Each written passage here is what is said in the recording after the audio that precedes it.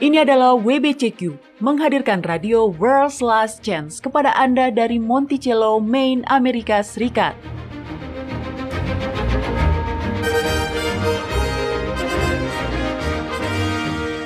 Kerinduan hati dari setiap orang Kristen selama 2000 tahun adalah melihat Sang Juru Selamat kembali dan mendirikan sebuah kerajaan kekal di atas bumi. Peristiwa-peristiwa yang terjadi di dunia mengungkap bahwa hal itu akan segera terjadi. Tetaplah bersama kami untuk belajar cara Anda dapat bersiap secara rohani menghadapi peristiwa-peristiwa akhir zaman. Radio WLC mempersiapkan orang untuk hidup dalam kerajaan Yahwa di bumi yang akan ditegakkan saat Kristus kembali. Halo para pendengar, salam hangat dari Radio World's Last Chance. Saya Mario Nugraha. Dan saya Doni Alexander. Terima kasih telah bergabung dengan kami pada hari ini para pendengar. Nah, para pendengar yang telah mendengarkan siaran kami beberapa waktu belakangan ini, Anda mungkin menyadari bahwa terkadang kami menyampaikan topik yang sudah berada di garis batas ortodoksi Kristen. Bahkan mungkin sesekali sudah melewati batas itu, Mario. Benar, dan ketika itu terjadi, kami tidak pernah meminta Anda untuk langsung menerima kata-kata kami begitu saja. Itu adalah sesuatu yang tidak akan pernah kami lakukan.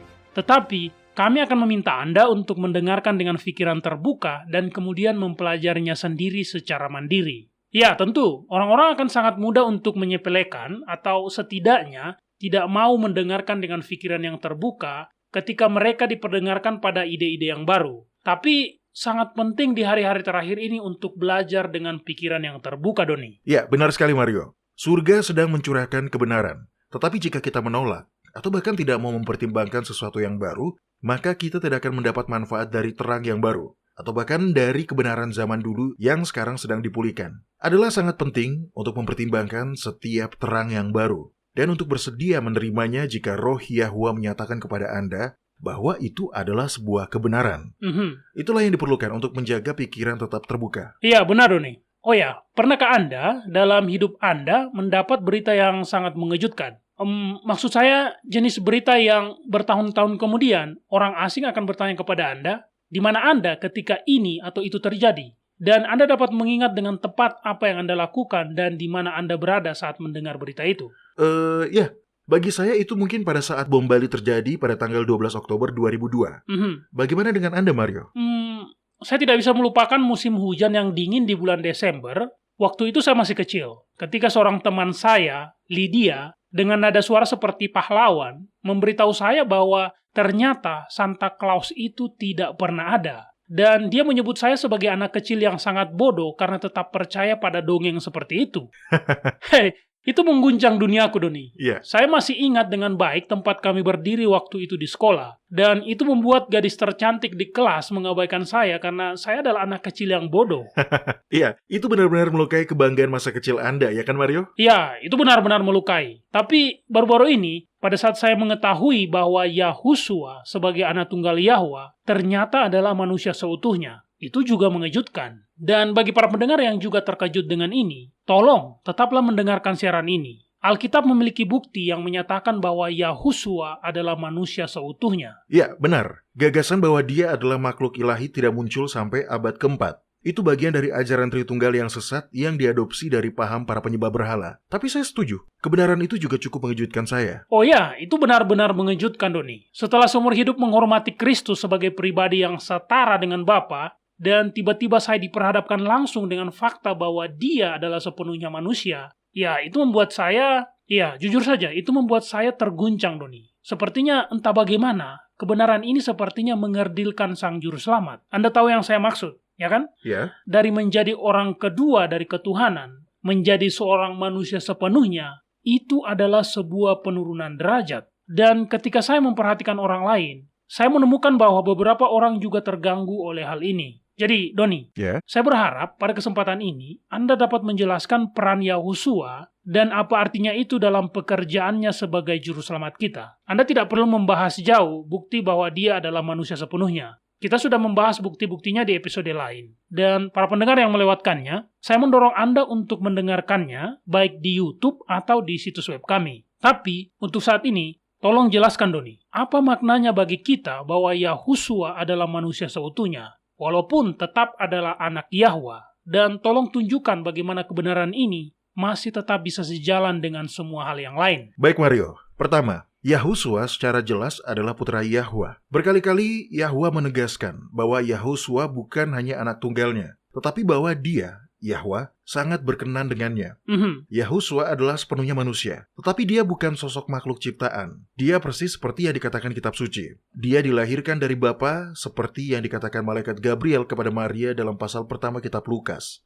Sebagai anak Yahwa yang diperanakan, Yahusua sepenuhnya adalah manusia. Tetapi dia tidak mewarisi semua kumpulan kecenderungan untuk berbuat dosa yang telah terus bertambah dalam umat manusia sejak dari Adam. Sama seperti Adam, Yahusua dilahirkan tanpa dosa. Ya, itu bukan berarti bahwa Adam juga dilahirkan. Tapi Anda tahu apa yang saya maksud? Ya, di sini Yahwa seperti menekan sebuah tombol reset raksasa, Doni. Ya, oke. Yahusua datang untuk menebus umat manusia di tempat di mana Adam telah jatuh. Dan dengan demikian, sama seperti Adam, dia juga tidak berdosa.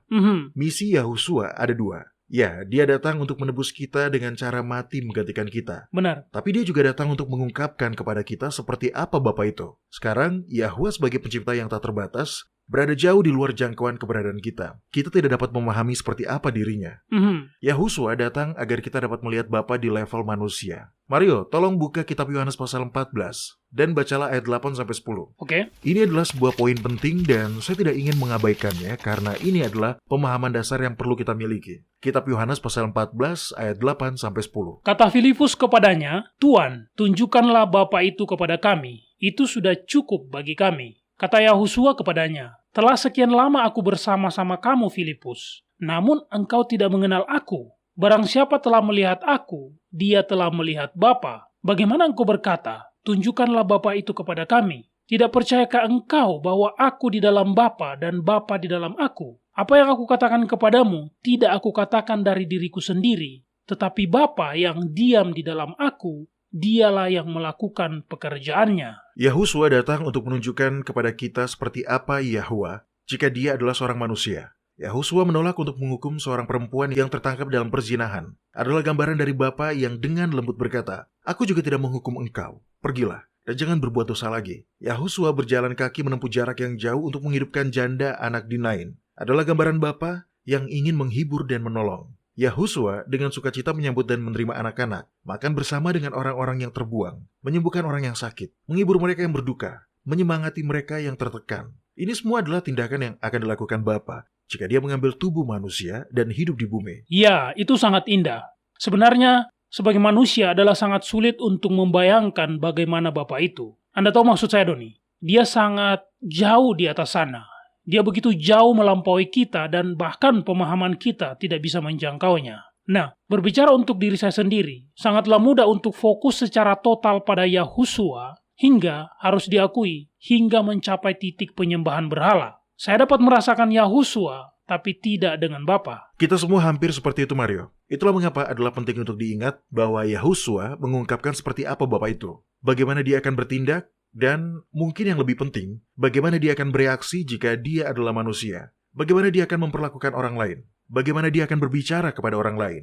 Jadi, sang anak mengungkap sosok Bapa. Tapi bukan hanya itu yang dia lakukan. Dengan cara yang sangat unik, istimewa, dan terlalu sering diabaikan atau disalahpahami, Yahusua mengungkapkan kehendak Bapa bagi kita. Dan saya tidak hanya berbicara tentang orang-orang yang percaya, tapi juga untuk kemanusiaan itu sendiri.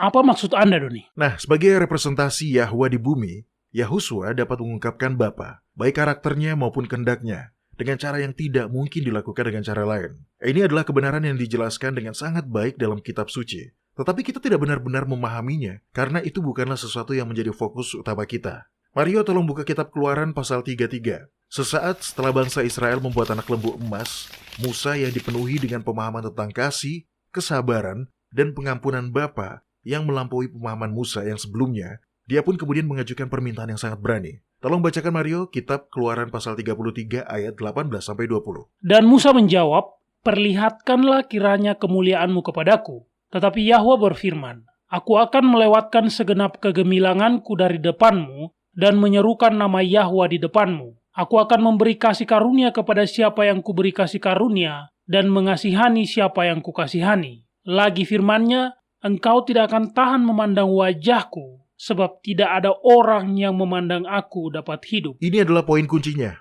Yahusua menyelesaikan untuk Yahwa apa yang Yahwa tidak bisa lakukan untuk dirinya sendiri. Nah, izinkan saya mengatakannya dengan cara lain. Keilahian Yahwa membatasi dia untuk melakukan kita sesuatu yang dia rindukan. Pikirkan sejenak, Mario. Jika seseorang membuka pintu studio ini dan langsung masuk ke dalam sini, apa yang akan Anda lakukan? Nah, karena lampu tanda rekaman sedang menyala, saya akan berpaling untuk melihat siapa yang mengabaikan lampu itu dan menerobos masuk. Tetapi apa yang akan terjadi jika orang yang masuk itu ternyata tidak lain adalah Bapak sendiri? Saya kira saya akan lenyap. Segera setelah saya melihat wajahnya, saya akan binasa. Ya, tepat Mario. Saya juga tidak akan ada lagi. Bam! Mario dan Doni binasa dalam sekejap. Jadi, inilah sebabnya mengapa pekerjaan Yahusua sebagai juru selamat kita mencakup lebih dari sekedar mati untuk dosa-dosa kita. Tentu, itu juga sangat penting. Tapi itu bukan satu-satunya pekerjaan yang dia lakukan. Sebagai manusia seutuhnya, ia juga mampu mendekat kepada kita dan mengungkapkan baik Bapa maupun kehendak Bapa, karena Bapa tertahan oleh keilahiannya untuk melakukan hal-hal itu. Itu penjelasan yang bagus, Doni. Dan sekarang saya baru berpikir, ternyata ini adalah juga bukti lain bahwa doktrin Trinitas atau Tritunggal itu salah.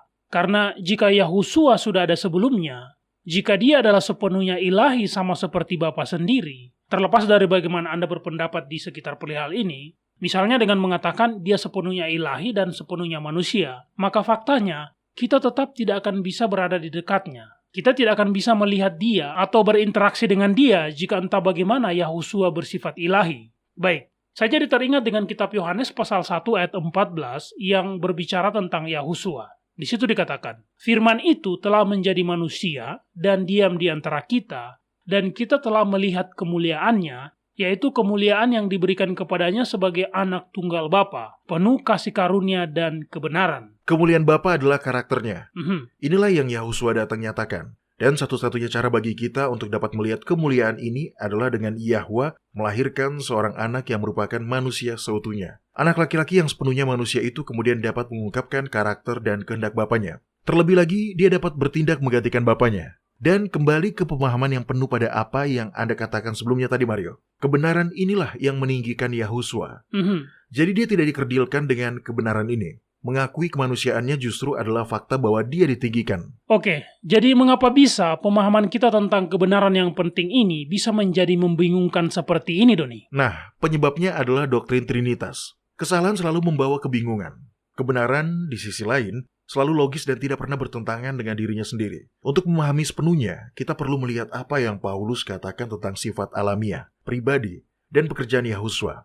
Kesalahpahaman tentang beberapa nuansa halus dalam tulisan-tulisan Paulus yang menciptakan lingkungan di mana doktrin dari paham agama berhala tentang Trinitas tampaknya masuk akal. Jika kita dapat memperoleh pemahaman yang jelas tentang kristologi Paulus, pemahamannya yang tercerahkan tentang sifat alamiah dan pribadi, serta misi Sang Juru Selamat, maka kita akan dapat melihat dengan jelas di mana para penganut Trinitas keluar jalur. Ya, begitulah.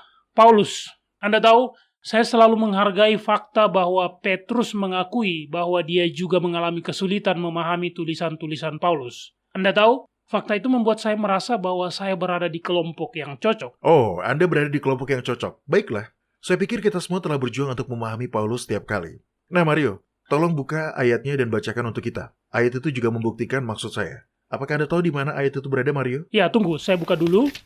Perkataan itu tertulis di kitab 2 Petrus pasal 3. Petrus menulis kalimat yang panjang di sini.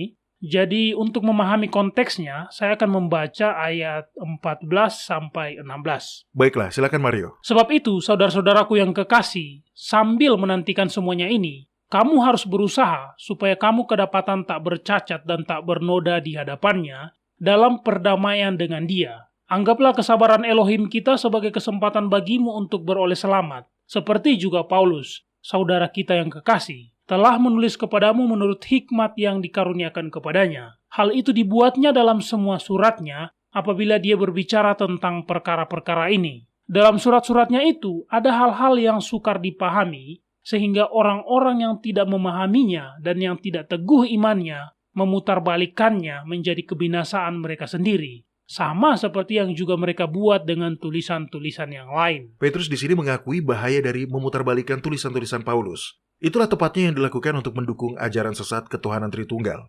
Tetapi jika Anda benar-benar memahami apa yang Paulus katakan, Anda akan melihat bahwa Yahuswa sebagai manusia seutuhnya, anak tunggal Yahwa, sama sekali tidak dikerdilkan.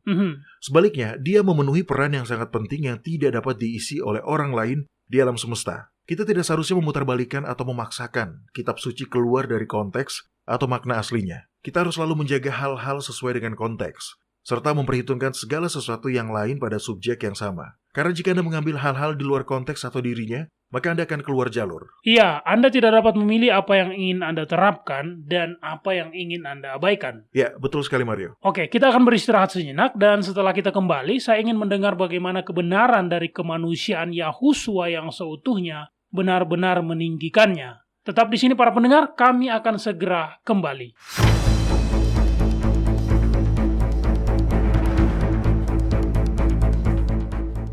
Anda mendengarkan radio World's Last Chance di WBCQ yang mengudara pada gelombang 31 meter di frekuensi 9330 kHz. Radio World's Last Chance mempersiapkan orang untuk menyambut Sang Juru Selamat yang segera kembali.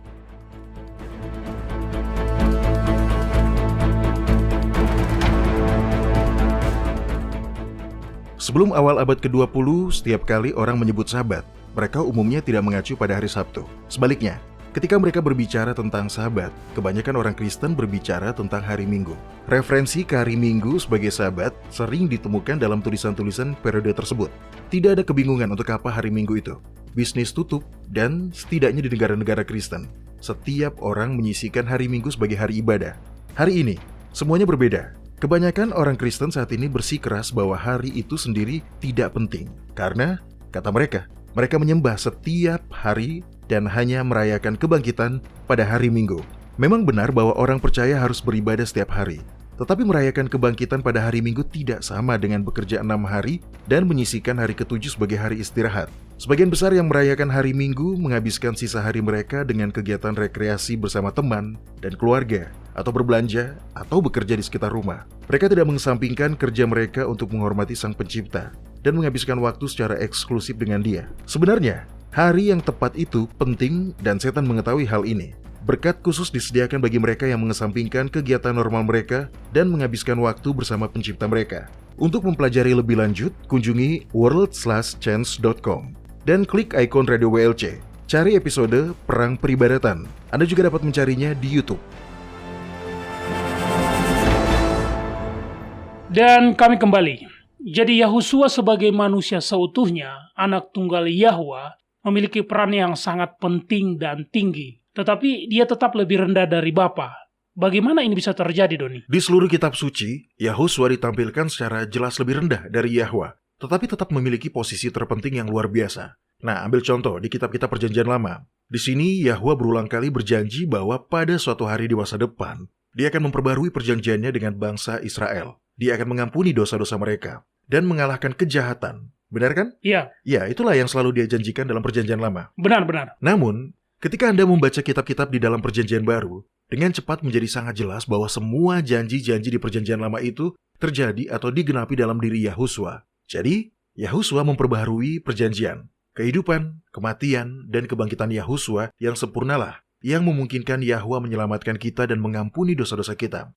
Kemenangan-kemenangan yang terjadi dalam kehidupan, kematian, dan kebangkitan Yahuswa lah yang pada akhirnya akan mengalahkan kejahatan. Iya, Anda mengatakan Yahuswa menepati atau menggenapi janji-janji Yahwa. Saya mengatakan bahwa Yahuswa telah melakukan sesuatu yang hanya bisa dilakukan oleh Yahwa.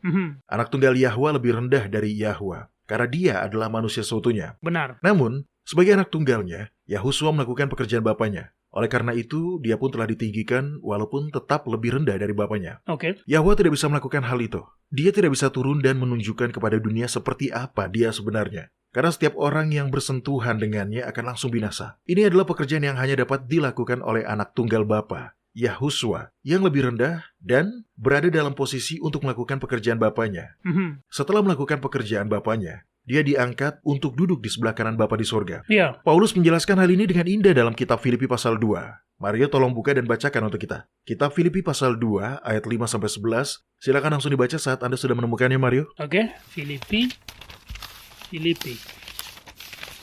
Nah, ini dia. Hendaklah kamu dalam hidupmu bersama menaruh pikiran dan perasaan yang terdapat juga dalam Kristus Yahusua, yang walaupun dalam rupa Yahwa tidak menganggap kesetaraan dengan Yahwa itu sebagai milik yang harus dipertahankan, melainkan telah mengosongkan dirinya sendiri dan mengambil rupa seorang hamba dan menjadi sama dengan manusia. Dan dalam keadaan sebagai manusia, dia telah merendahkan dirinya dan taat sampai mati, bahkan sampai mati di kayu salib. Itulah sebabnya Yahwa sangat meninggikan dia dan mengaruniakan kepadanya nama di atas segala nama, supaya dalam nama Yahusua bertekuk lutut segala yang ada di langit dan yang ada di bumi dan yang ada di bawah bumi. Dan segala lidah mengaku Yahusua Kristus adalah Tuhan bagi kemuliaan Bapa Yahwa. Baik, mari kita bicarakan ini sebentar. Yahusua, meskipun dalam rupa Yahwa sebagai anak tunggalnya, tidak memandang kesetaraan dengan Yahwa sebagai sesuatu yang harus dipertahankan. Sebaliknya, dia merendahkan dirinya dan menjadi taat sampai mati. Anda hampir dapat mendengar keheranan dalam perkataan Paulus ketika dia mengulangi perkataannya sendiri, bahkan sampai mati di kayu salib. Itulah sebabnya Yahwa sangat meninggikan dia. Nah, sekarang, izinkan saya bertanya kepada Anda, Mario. Jika Yahusua sudah setara dengan Yahwa sebagai salah satu bagian dari ketuhanan Tritunggal, bagaimana mungkin Yahwa meninggikan dia? Apakah ada yang lebih tinggi dari kesetaraan dengan Yahwa? Tidak. Kesetaraan dengan Yahwa adalah ketinggian tertinggi yang bisa Anda dapatkan. Jadi Yahwa mengambil anaknya yang taat, satu-satunya, manusia seutuhnya, dan meninggikan dia. Dan cara dia meninggikan anaknya adalah dengan memberinya nama yang Paulus sebut sebagai nama di atas segala nama.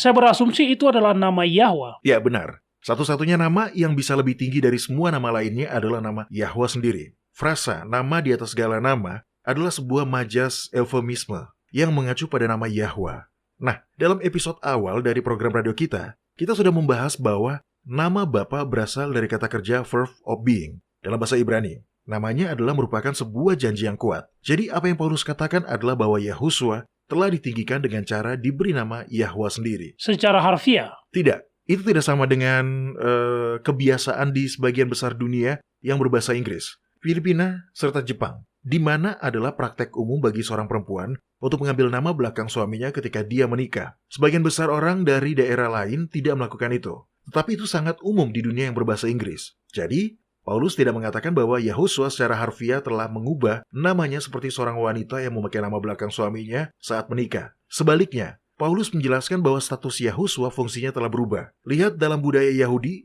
ketika seorang diberi nama baru, ini berarti fungsi atau statusnya telah berubah. Oh, seperti setelah Yakub bergulat dengan malaikat. Malaikat itu mengubah namanya menjadi Israel. Ya, benar. Karena malaikat itu menjelaskan, sebagai seorang pangeran, Yakub telah bergumul bersama Yahwa dan manusia, dan telah menang.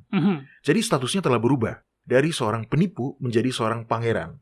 Jadi, ketika Yahusua diberi nama di atas segala nama, itu berarti bahwa statusnya dan pekerjaan yang dia lakukan, fungsinya juga telah berubah. Dengan kata lain, karena Yahusua telah dikaruniai dengan nama Yahwa sendiri, dia sekarang berfungsi untuk Yahwa. Dia tidak sama dengan Yahwa, tetapi dia berfungsi sebagai Yahwa. Yahwa meninggikan anaknya ketika dia memberi nama kepada Yahusua dengan nama Yahwa sendiri. Intinya Yahwa menganugerahkan status dan jabatan pemerintahan Yahwa sendiri kepada Yahusua. Ketika Anda mengatakannya seperti itu, otak saya mulai berputar dan membuat semua koneksi ini. Saya pikir inilah yang Paulus bicarakan dalam kitab Roma pasal 8. Izinkan saya menariknya di sini dengan sangat cepat. Ya. Nah, di sini, Paulus sedang berbicara tentang betapa jauh lebih berkuasanya Yahusua daripada setan, si pendakwa saudara-saudara kita itu. Dia mengatakan, siapa yang akan menggugat orang-orang pilihan Yahwa? Yahwa yang telah membenarkan mereka. Siapa yang akan menghukum mereka? Kristus Yahusua yang telah mati. Bahkan lebih lagi, yang telah bangkit yang juga duduk di sebelah kanan Yahwa, yang malah menjadi pembela bagi kita. Di kitab mana itu tertulis, Mario? Kitab Roma pasal 8 ayat 33 dan 34. Paulus menekankan status Yahusua, ya kan? Dia sekarang duduk di sebelah kanan Yahwa. Ya, meskipun sepenuhnya manusia, Yahusua telah dimuliakan, telah ditinggikan, kita bisa menyebutnya mendapatkan status pemerintahan. Dan Petrus mengatakan hal yang sama. Dalam khotbahnya pada hari Pentakosta dia berkata, Yahusua inilah yang dibangkitkan Yahwa. Dan tentang hal itu kami semua adalah saksi. Dan sesudah dia ditinggikan oleh tangan kanan Yahwa dan menerima Roh Kudus yang dijanjikan itu, maka dicurahkannya apa yang kamu lihat dan dengar di sini. Itu dari kitab Kisah Para Rasul pasal 2 ayat 32 dan 33. Oke. Nah, yang membuat perikop ini begitu menarik adalah konteksnya. Ingat, orang-orang pada hari Pentakosta tidak dapat mengetahui apa yang terjadi pada orang-orang percaya.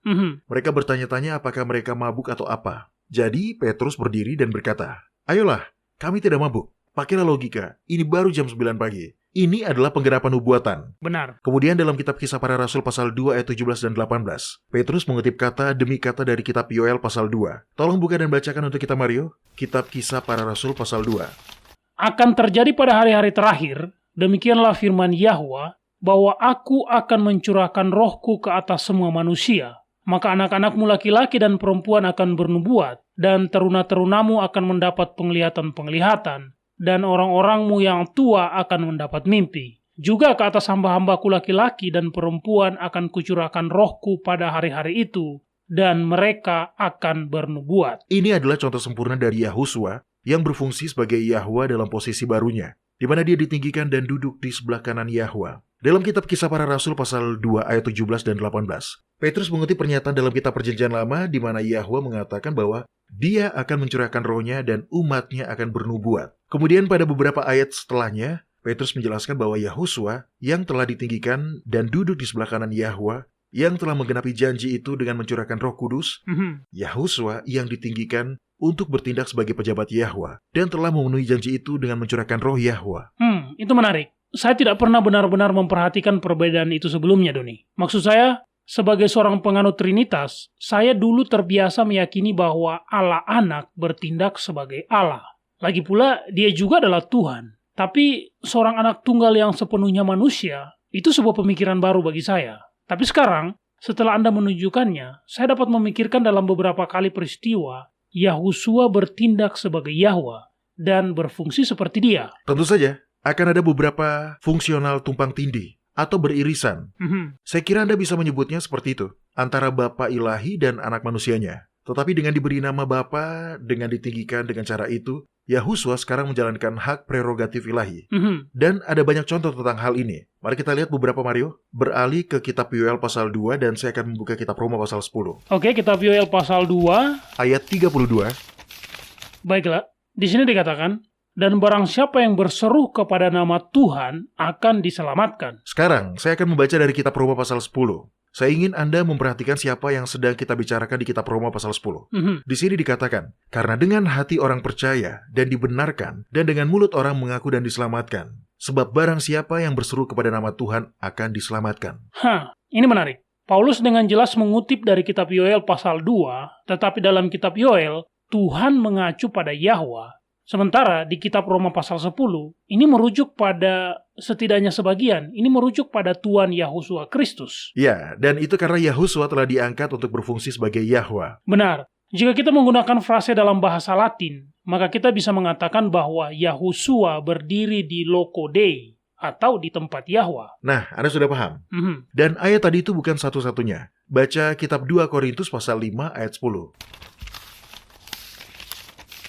Oke. Sebab kita semua harus menghadap tahta pengadilan Kristus, supaya setiap orang memperoleh apa yang patut diterimanya, sesuai dengan yang dilakukannya dalam hidupnya ini, baik ataupun jahat. Tahta pengadilan siapa, Mario? Tahta pengadilan Yahwa. Tahta pengadilan Kristus. Ya, benar, bukan Yahwa. Kristus yang di sini berfungsi menggantikan Yahwa. Apa yang sangat mencolok di sini adalah bahwa Paulus mengambil tema Perjanjian Lama yang umum tentang hari Tuhan, di mana Yahwa datang ke bumi membawa penghakiman. Tetapi Paulus membayangkan ini sebagai Yahusua yang akan datang ke bumi untuk membawa penghakiman, di mana dia bertindak sebagai pengganti Bapa. Iya, sekali lagi fungsional yang beririsan atau tumpang tindih. Ya, sekarang buka kitab 1 Korintus pasal 15 dan baca ayat 45. Di sini perbandingan dibuat antara Adam pertama dan Adam terakhir. Sudah dapat, Mario? Iya. Ya, silakan dibacakan. Seperti ada tertulis, manusia pertama, Adam menjadi makhluk yang hidup. Tetapi Adam yang akhir menjadi roh yang menghidupkan. Apa yang sangat menarik di sini adalah bahwa fungsi dari roh yang menghidupkan dikaitkan dengan Yahusua. Di seluruh kitab suci, roh Yahwa, roh kudus, adalah roh pemberi kehidupan yang sejati. Bahkan dalam kitab Kejadian pasal 1, kita mendapati bahwa roh Yahwa melayang-layang di tengah-tengah air. Roh Yahwa, napasnya, adalah agen aktif dalam penciptaan dunia. Ya, kitab Mazmur pasal 33 ayat 6 mengatakan, oleh firman Yahwa, langit telah dijadikan, oleh nafas dari mulutnya segala tentaranya. Ya, tepat, Mario. Roh Kudus selalu memberi kehidupan. Roh Kudus bukan entitas yang terpisah. Jika Anda melakukan pencarian kata di seluruh kitab suci, dengan cepat menjadi jelas bahwa Roh Kudus adalah Yahwa sendiri yang sedang dalam pekerjaannya untuk menjangkau umat manusia. Namun dalam kitab 1 Korintus pasal 15 ayat 45, Paulus mengungkapkan bahwa pekerjaan khusus yang memberi kehidupan ini telah diambil oleh Yahusua dalam keadaannya setelah ditinggikan.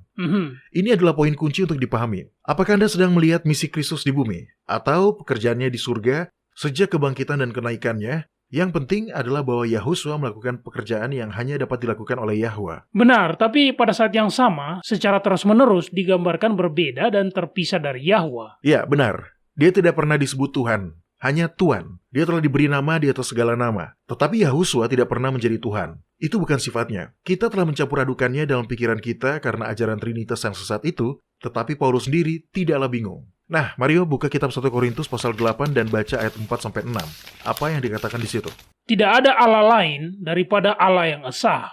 Sebab sungguh pun ada apa yang disebut Allah, baik di sorga maupun di bumi, dan memang benar, ada banyak Allah dan banyak Tuhan yang demikian. Namun bagi kita hanya ada satu Allah saja, yaitu Bapa, yang daripadanya berasal segala sesuatu, dan yang untuk Dia kita hidup, dan satu Tuhan saja, yaitu Yahusua Kristus, yang olehnya segala sesuatu telah dijadikan, dan yang karena Dia kita hidup. Paulus bukan seorang penganut Trinitas. Dia tahu dengan jelas bahwa hanya ada satu Tuhan, dan itu adalah Yahwa. Tapi anak tunggal Yahwa, anak manusianya, Yahusua akan selalu bertindak untuk Yahwa. Itu selalu menjadi misinya. Itu telah menjadi misinya di bumi di masa lalu, dan sekarang Dia telah ditinggikan dan duduk di sebelah kanan yang maha kuasa, di surga. Dan itu tetap masih menjadi misinya.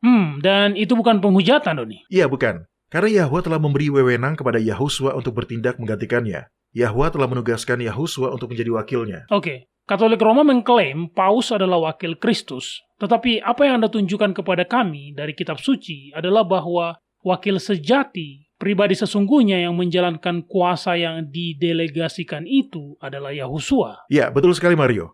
Ini adalah posisi yang sangat mulia. Posisi kekuasaan dan kehormatan. Tetapi itu tidak memberikan keilahian pada Sang Juru Selamat. Dan orang-orang Kristen mula-mula memahami hal itu. Yahusua selalu adalah seutuhnya manusia. Tidak pernah bersifat ilahi. Barulah di kemudian hari, ketika kekristenan telah menjadi rusak pada abad keempat, nuansa kebenaran ini menjadi membingungkan dan dikaburkan dengan doktrin ketuhanan Tritunggal yang sesat. Iya, ini sebenarnya sangat masuk akal. Ketika Anda mengeluarkan doktrin Trinitas agama berhala dan membaca kitab suci apa adanya sebagaimana yang tertulis, maka kisah Musa yang meminta untuk melihat Yahwa menjadi sangat penting. Tanggapan sabar Yahwa kepada Musa sangat membuka mata. Yahwa adalah pribadi transenden. Dia jauh dari jangkauan kita. Tidak ada orang berdosa yang bisa melihat wajah ilahi, karena jika itu terjadi, maka orang berdosa itu akan langsung binasa. Nah, kemudian, dengan fakta ini tentu saja Anda akan langsung mendapat masalah. Bagaimana Bapa akan menyatakan dirinya? Dia tidak bisa melakukannya sendiri. Dia membutuhkan perantara, seorang agen, ya bisa disebut seperti itu, untuk bertindak atas namanya. Dan itu menjadi masalah karena siapa yang dapat bertindak atas nama makhluk yang begitu murni dan suci? Hanya anak tunggalnya. Ya, benar. Dan ini dari awal adalah pekerjaan hanya bagi Yahwa sendiri. Jadi, Yahusua dilahirkan sebagai anak tunggal Yahwa untuk menjadi wakil pribadinya di bumi, untuk melakukan bagi Bapa apa yang tidak dapat dilakukan oleh orang lain. Yahusua lahir untuk tujuan ini. Itulah sebabnya dia dilahirkan tanpa dosa, seperti Adam dan tidak diciptakan. Itu juga mengapa dia sepenuhnya manusia. Jika dia bersifat ilahi, maka kita pun tidak akan bisa melihatnya. Kita tidak akan bisa berinteraksi dengannya. Ya, seluruh gagasan bahwa Kristus sepenuhnya manusia dan sepenuhnya ilahi tidak pernah masuk akal bagi saya, Doni. Karena yang benar pasti hanya salah satunya. Kedua sifat ini saling eksklusif. Ini seperti kehamilan. Seorang perempuan hamil atau tidak ada yang namanya hamil sedikit. Nah, hal yang sama berlaku. Yahusua seharusnya bersifat ilahi atau dia adalah sepenuhnya manusia, bukan campuran yang membingungkan dari keduanya. Paulus mengajarkan bahwa Yahusua sepenuhnya manusia, tetapi ditinggikan untuk bertindak sebagai fungsionaris Yahwa, wakilnya. Namun Paulus tidak pernah melewati batas untuk mengklaim bahwa Yahusua adalah Allah anak, entitas kedua dari beberapa trinitas mistik. Dia sudah jelas, Sang Juru Selamat dulunya adalah manusia dan masih tetap menjadi seorang manusia. Dia tidak ada sebelum keberadaannya di bumi. Keberadaannya dimulai ketika roh Yahwa turun ke atas Maria, dan kemudian dia hamil. Sebagai seorang manusia, Yahusua menyembah dan berdoa kepada Yahwa, sama seperti kita semua. Dan jika Anda kembali dan membaca pernyataannya, dia selalu tunduk kepada Bapa. Benar, dalam kitab Yohanes pasal 14 ayat 28, Yahusua berkata, Bapakku lebih besar daripadaku. Satu-satunya kesetaraan yang pernah diklaim Yahusua adalah kesetaraan fungsional. Karena dari sejak awal adalah selalu merupakan rencana Yahwa untuk bekerja melalui putra tunggalnya. Yahusua mewujudkan kuasa penyelamatan Yahwa. Dia melakukan tugas yang akan dilakukan Yahwa seandainya umat manusia dapat sanggup memandang keilahian. Dari sejak awal adalah selalu rencana Yahwa bahwa anaknya akan menyelesaikan pekerjaan keselamatan yang dinubuatkan dalam kitab-kitab perjanjian lama. Ini indah. Dan jelas, ini sama sekali tidak merendahkan Kristus. Menjadi manusia seutuhnya adalah rencana Yahwa selama ini. Dan fakta bahwa Yahusua telah diangkat menjadi agen Yahwa adalah juga sangat menguatkan kita. Baik, jangan kemana-mana para pendengar. Ketika kami kembali, kami akan menjawab pertanyaan Anda yang dikirim ke kotak surat harian kami. Tetaplah di sini.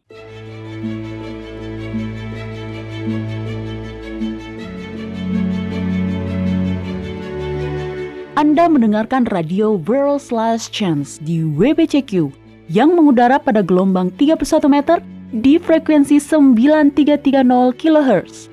Radio World's Last Chance mempersiapkan orang untuk menyambut Sang Juru Selamat yang segera kembali.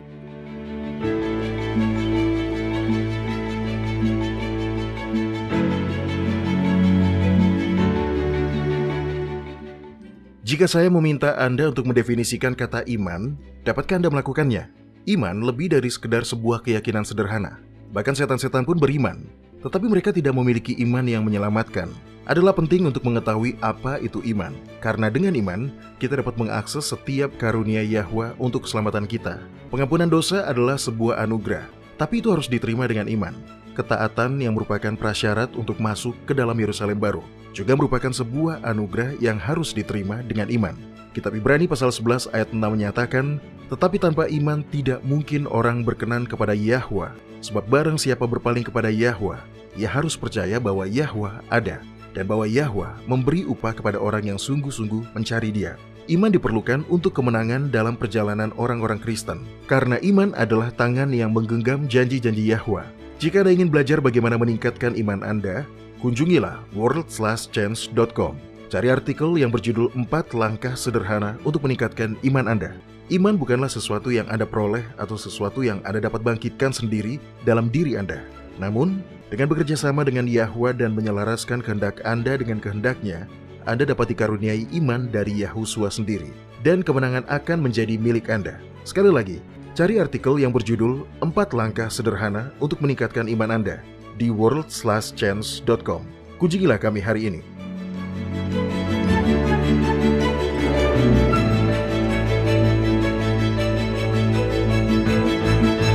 Baiklah, mari kita lihat apa yang kita dapatkan di kotak surat harian kita. Oke, tanpa nama, tidak ada tempat asal, Doni. Jadi, saya pikir Anda akan menyampaikan hal-hal sepele tentang dunia ini. Hah? Nah, Anda kan sering membagikan beberapa fakta menarik tentang negara asal penulis surat kita.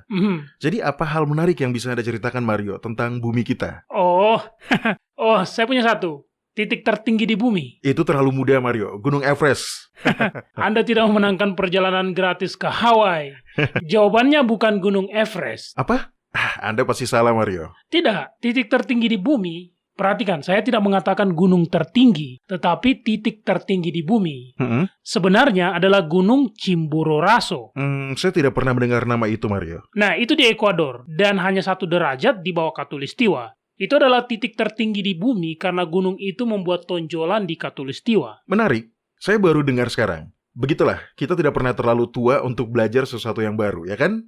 Jadi apa pertanyaan untuk hari ini, Mario? Di sini dikatakan, WLC yang terhormat, saya malu menanyakan hal ini, jadi saya tidak memberikan nama saya, tetapi saya benar-benar membutuhkan pertolongan. Segala sesuatu yang terjadi di dunia menunjukkan bahwa Sang Juru Selamat akan segera kembali. Masalahnya, saya belum siap. Saya tahu bahwa ada pertolongan yang tersedia, dan jika saya membuat penyerahan penuh, Yahusua dapat menjalani hidupnya di dalam saya, sehingga saya tidak akan berbuat dosa. Tapi, sejujurnya, saya tidak lebih dekat untuk menjadi seperti Dia hari ini daripada ketika saya pertama kali memberikan hati saya kepada Yahwa bertahun-tahun yang lalu. Saya masih bergumul dengan dosa-dosa yang sama. Terkadang, saya mendapatkan kemenangan, tetapi di lain waktu saya gagal. Saya tidak mengerti mengapa saya terus berbuat dosa dan apa yang dapat saya lakukan. Apakah ada harapan untuk saya? Baiklah, pertama-tama saya ingin mengucapkan terima kasih kepada penulis surat ini karena surat ini dibuat dengan sangat jujur dan menyentuh hati saya. Saya benar-benar dapat memahami apa yang dikatakan orang ini. Dan ya, ada harapan untuk Anda. Iya, saya juga bisa merasakan pergumulannya, Doni. Saya ingat pernah mendengar khotbah yang mengatakan kepada kita bahwa adalah kebohongan setan bahwa umat Yahwa akan berbuat dosa dan terus berbuat dosa sampai Yahusua kembali. Karena sudah selalu ditekankan bahwa melalui penyerahan penuh dan seutuhnya, kita dapat mencapai titik di mana kita tidak akan berbuat dosa karena Yahusua yang menjalani hidupnya melalui kita. Tentu saja tidak akan pernah berbuat dosa. Jadi, katakan, apakah Anda pernah mencapai titik kemenangan total atas dosa? Anda mengenal saya, ya kan? Ya, berarti Anda menjawab tidak. Ya, Anda benar. Inilah hal yang membuat situasi ini begitu memilukan. Hal ini tidak pernah dinyatakan sebagai keselamatan melalui perbuatan.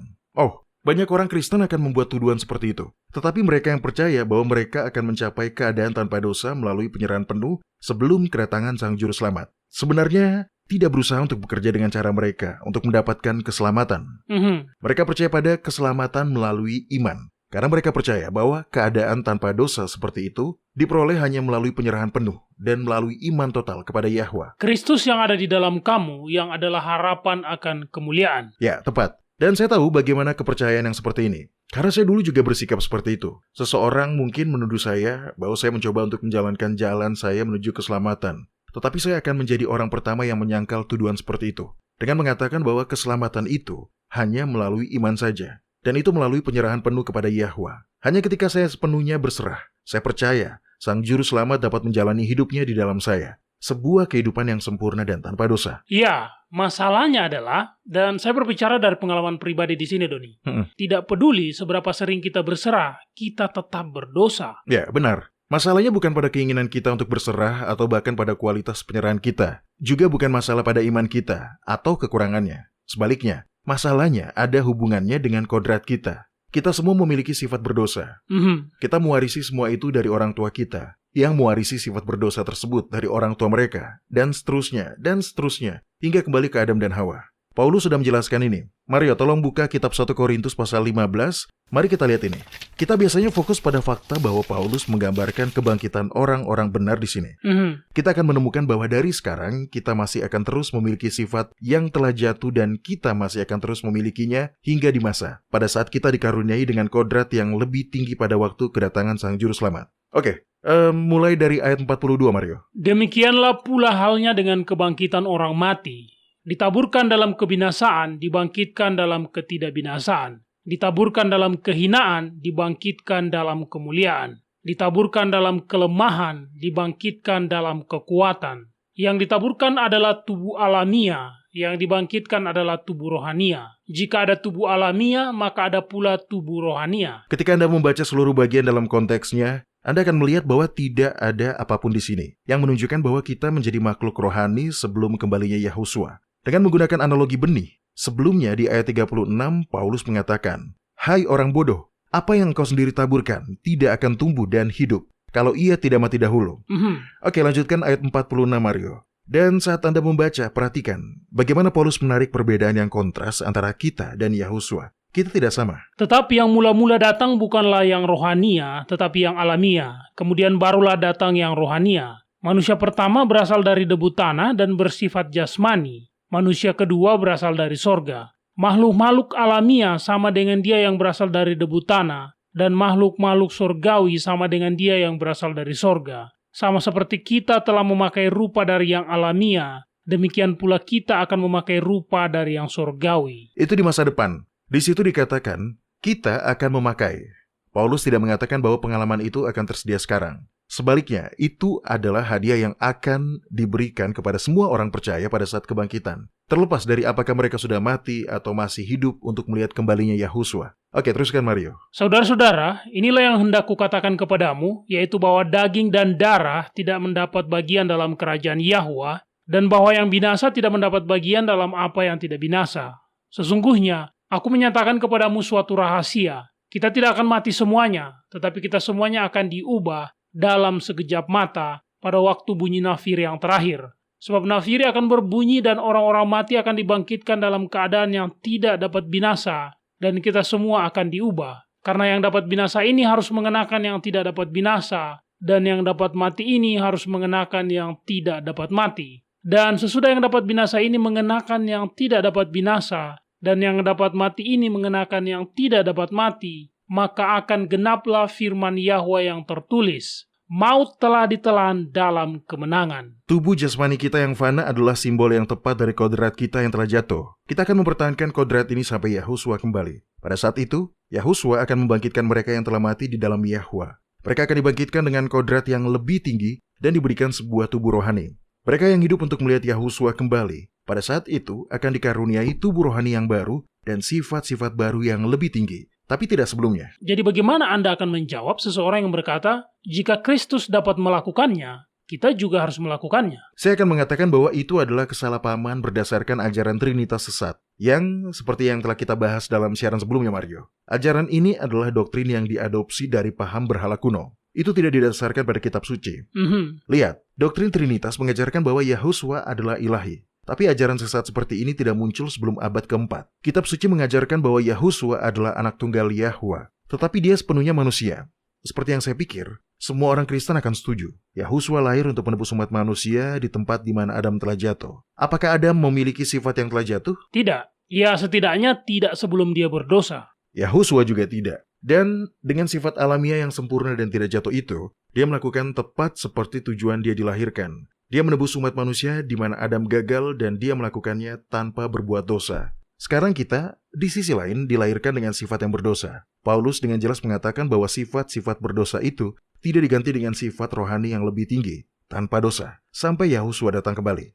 Sementara itu, orang-orang percaya akan terus melakukan kesalahan, terus tersandung bahkan jatuh. Tetapi mereka juga akan terus berserah, terus percaya, terus mempraktikkan iman dalam janji-janji Yahwa. Ya, tapi bukan dengan sengaja berbuat dosa. Ya, mungkin. Siapakah saya untuk memberitahu Yahwa siapa yang bisa dan tidak bisa dia selamatkan? Dapatkah Anda dengan jujur mengatakan bahwa Anda tidak pernah, bahkan sekalipun, dengan sengaja berbuat dosa?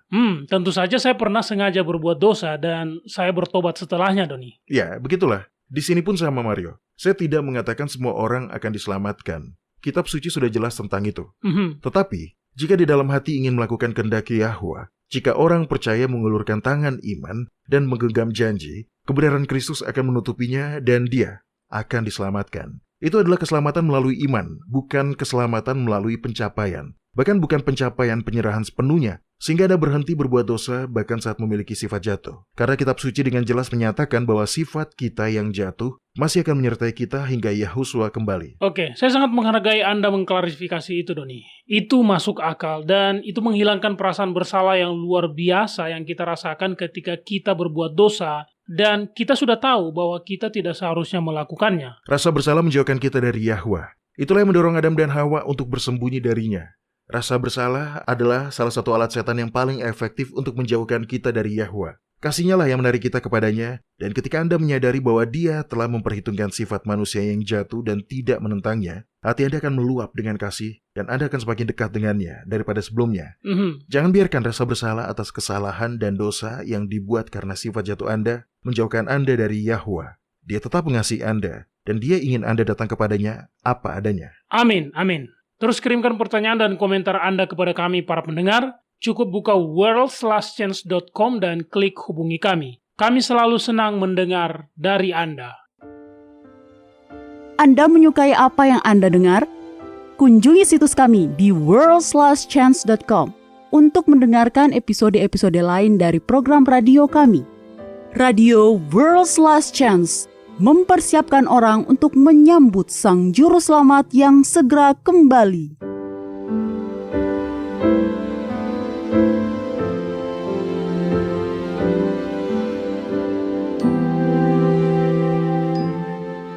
Halo, ini adalah janji harian Anda dari firman Yahwa. Ruth Seng dan ibu mertuanya sangat bersemangat saat mereka memasuki sebuah jalan raya di negara bagian Indiana, di Amerika, dan memulai perjalanan panjang sejauh 1.200 mil atau lebih dari 1.900 km ke San Antonio di negara bagian Texas. Putri tertua Ruth akan menikah dalam beberapa hari ke depan dan kedua perempuan itu sudah tidak sabar menanti kesempatan yang berbahagia itu. Karena ibu mertuanya memiliki masalah jantung dan tekanan darah tinggi, Ruth memutuskan untuk melakukan perjalanan tersebut dengan menggunakan sebuah mobil dan bukan dengan pesawat terbang. Kedua perempuan itu memulai perjalanan di awal bulan Maret dengan cuaca yang cerah, dan mereka sekarang sudah melewati bermil-mil jauhnya dengan lancar. Namun, itu adalah bulan Maret di wilayah bagian Amerika Utara, dan sebelum mereka berhasil melewati negara bagian berikutnya, badai salju pun mulai turun. Pada saat mereka mencapai Joplin, Missouri, dua negara bagian dengan kira-kira sudah 800 km dari rumah mereka, mobil mereka pun sudah berada di tengah badai salju yang menyilaukan. Ruth merasakan ketegangan yang semakin meningkat saat dia memikirkan pilihan apa yang dia akan buat. Menepi dan menunggu badai salju bukanlah sebuah pilihan. Badai Western terkenal karena suhu bekunya. Jika mereka menepi, mobil mereka bisa saja terjebak di tumpukan salju yang dalam. Dan dengan jarak pandang yang buruk dari salju yang mengepul, mobil lain mungkin saja tidak bisa melihat dan menabraknya. Selain itu, orang-orang diketahui mati kedinginan di dalam mobil yang terjebak di sisi jalan. Ruth tidak bisa mengambil resiko itu dengan ibu mertuanya di dalam mobil.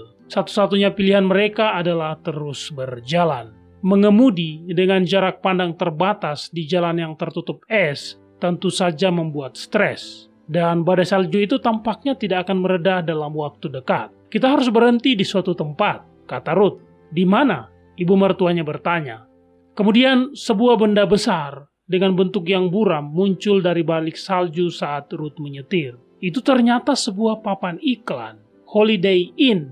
Ada penginapan yang diiklankan, dan arah lokasinya pun tertulis, di depan sebelah kanan. Dengan hati-hati, Ruth mengemudi keluar dari jalan bebas hambatan, menepi ke jalan yang tertutup es. Ruth kemudian mendapati dirinya berada di sebuah jalan kampung sempit yang dikelilingi hutan yang lebat. Karena dia tidak melihat penginapan yang diiklankan tersebut, dia pun terus mengemudi. Setelah mengemudi hampir 1 mil, dia melihat sebuah motel. Mereka sangat lega. Tempat itu belum dibuka, tapi itu pasti tempat yang diiklankan tadi. Ruth dengan hati-hati memarkir kendaraannya di sebelah sebuah mixer semen dan pergi ke lobi. Sebuah stiker kecil di pintu depan memberitahu dia bahwa dia memang telah menemukan Holiday Inn yang diiklankan tersebut. Kami butuh sebuah kamar untuk bermalam, katanya kepada seorang perempuan di meja depan. Oh ya? Kami belum benar-benar membuka motel ini. Kami masih dalam tahap konstruksi. Dengan melirik keluar pada cuaca dan melihat ibu mertua Ruth, perempuan itu berkata, kami memiliki beberapa kamar yang siap dengan tempat tidur. Anda dipersilakan untuk menggunakannya. Ruth dan mertuanya pun bersyukur bisa keluar dari jalan raya dan tetap aman di dalam motel tersebut. Keesokan paginya, langit biru dan jalanan cerah. Saat Ruth mengembalikan kunci kamar mereka, perempuan yang sama di hari sebelumnya berada di meja depan. Anda beruntung Anda tidak terdampar di jalan raya tadi malam, katanya kepada Ruth. Iya, saya melihat papan iklan Anda. Terima kasih Tuhan, kata Ruth. Wanita itu mengerutkan kening karena bingung. Tapi kami belum punya baliho, katanya. Bahkan kami belum memasang papan nama kami di sini. Baru sebuah stiker di pintu. Para pendengar, berbicara tentang penyertaan dan pemeliharaan Yahwa bagi umatnya, Kitab Ulangan pasal 32 ayat 10-12 mengatakan, didapatinya dia di suatu negeri, di padang gurun, di tengah-tengah ketandusan dan auman padang belantara. Dikelilinginya dia dan diawasinya, dijaganya sebagai biji matanya. Laksana Raja Wali menggoyang bangkitkan isi sarangnya, melayang-layang di atas anak-anaknya, mengembangkan sayapnya menampung seekor, dan mendukungnya di atas kepaknya. Demikianlah Yahwa sendiri menuntun dia, dan tidak ada Allah asing menyertai dia. Kepada kita telah diberikan janji-janji yang besar dan berharga, majulah dan mulailah mengaminkannya.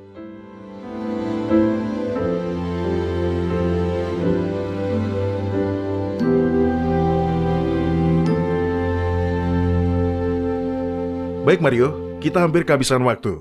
Tetapi Anda tadi mengatakan sesuatu yang ingin saya fokuskan sebagai penutup, Mario. Apa itu? Anda mengatakan fakta bahwa juru selamat sepenuhnya manusia, namun telah diangkat ke kedudukan dengan status yang begitu tinggi, adalah hal yang membesarkan hati. Dan memang seperti itu, Mario. Tolong buka kitab Wahyu pasal 3. Nah, kitab Wahyu, seperti yang kita semua tahu, adalah kitab terakhir dari Alkitab dan berisi pesan-pesan khusus untuk generasi terakhir. Beberapa pasal pertama dari kitab Wahyu berisi pesan-pesan untuk 7 gereja. Ini adalah gereja-gereja literal di Asia Kecil pada abad pertama. Tetapi mereka juga melambangkan periode dalam sejarah gereja. Gereja terakhir adalah gereja Laodikia dan janji yang luar biasa ditawarkan kepada generasi akhir yang akan membuat penyerahan penuh kepada Yahwa. Dan melalui iman dalam jasa penebusan Juru Selamat akan menerima keselamatan. Tolong baca kitab Wahyu pasal 3 ayat 20 dan 21, Mario. Lihat, aku berdiri di muka pintu dan mengetok. Jika ada orang yang mendengar suaraku dan membukakan pintu, aku akan masuk mendapatkannya dan aku akan makan bersama-sama dengan dia. Dan dia bersama-sama dengan aku. Barang siapa menang, ia akan kududukan bersama-sama dengan aku di atas tahtaku, sebagaimana aku pun telah menang dan duduk bersama-sama dengan Bapakku di atas tahtanya. Yahusua diangkat untuk duduk di atas tahta Yahwa. Ini tidak memberikan keilahian kepadanya. Dia masih sepenuhnya manusia. Tapi itu adalah perubahan status. Dan di sini dalam kitab Wahyu, Yahusua yang bertindak sebagai agen Yahwa mengatakan bahwa kehormatan yang sama menanti para pemenang. Apakah Anda meragukannya, Mario? Oke, baca lagi, cukup ayat 21 saja. Barang siapa menang, dia akan kududukan bersama-sama dengan aku di atas tahtaku, sebagaimana aku pun telah menang dan duduk bersama-sama dengan Bapakku di atas tahtanya. Adalah sebuah kehormatan untuk dapat duduk bersama Bapa dan Sang Anak di atas tahta Yahwa. Tapi tolong jangan maknai secara literal semua hal yang saya katakan di sini. Di sini Yahusua tidak berbicara tentang beberapa kursi raksasa yang benar-benar dapat menampung jutaan orang. Dia berbicara tentang status pemerintahan. Itulah upaya yang menanti mereka yang menang. Ya, itu adalah sebuah kehormatan, Doni. Iya, itu benar-benar kehormatan. Dan dalam hal ini, seperti dalam segala hal lainnya, kita melihat bahwa Yahusua adalah teladan kita dalam segala hal. Benar. Saya jadi teringat dengan kitab 1 Korintus pasal 2 ayat 9 yang mengatakan, apa yang tidak pernah dilihat oleh mata dan tidak pernah didengar oleh telinga dan yang tidak pernah timbul di dalam hati manusia, semua itu disediakan Yahwa untuk mereka yang mengasihi Dia. Adakah hal yang bisa dibandingkan dengan apa yang menanti orang-orang beriman? Apakah ada dosa yang terlalu berharga untuk ditinggalkan? Adakah kebenaran yang terlalu sulit atau tidak nyaman untuk diterima? Tidak. Keselamatan, hidup bersama-selamanya dengan Yahwa di dalam kerajaannya, akan sepadan dengan apapun yang harus kita serahkan, lalui, atau tanggung dalam hidup ini. Para pendengar, waktu sudah hampir habis. Tidak banyak waktu lagi yang tersisa. Peristiwa-peristiwa di dunia menunjukkan bahwa segala sesuatunya berakhir dengan cepat. Jangan menunda menerima karunia keselamatan. Jangan menunggu hingga Anda merasa telah membuat diri Anda menjadi lebih baik.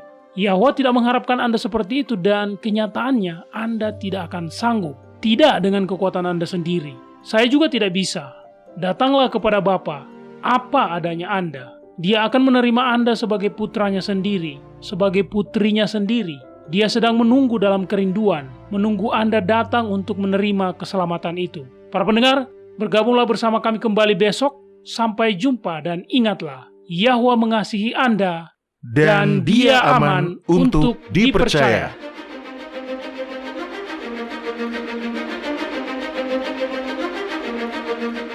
Anda baru saja mendengarkan radio WLC.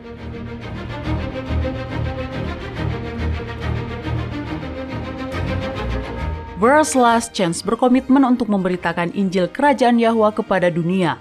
Nubuatan dan peristiwa-peristiwa terbaru mengindikasikan bahwa Sang Juru Selamat sudah akan kembali dalam waktu yang tidak lama lagi.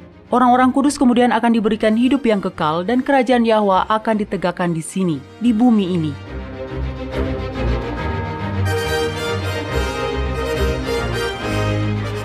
Tidak ada waktu yang bisa disia-siakan. Terimalah anugerah keselamatan hari ini dan izinkan Yahwa menyelimuti Anda dengan kebenaran Kristus.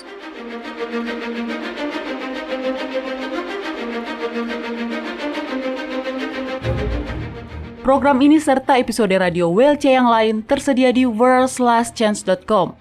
Klik ikon radio WLC di bagian kanan atas beranda.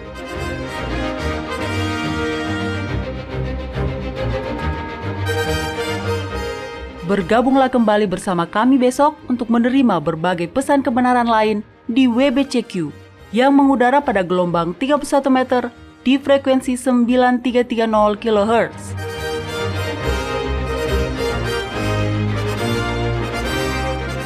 Radio WLC mempersiapkan orang untuk hidup dalam kerajaan Yahwa di bumi yang akan ditegakkan saat Kristus kembali tidak lama lagi.